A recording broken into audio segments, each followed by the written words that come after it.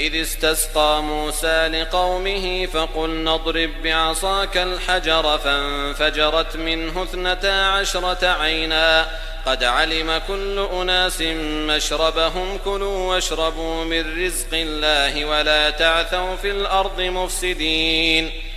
وإذ قلتم يا موسى لن نصبر على طعام واحد فادع لنا ربك يخرج لنا مما تنبت الأرض من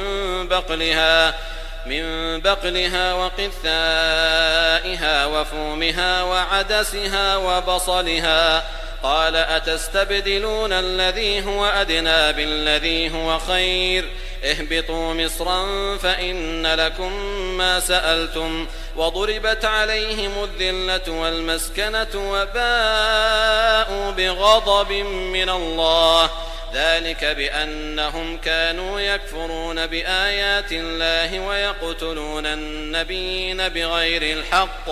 ذلك بما عصوا وكانوا يعتدون إن الذين آمنوا والذين هادوا والنصارى والصابئين من آمن بالله واليوم الآخر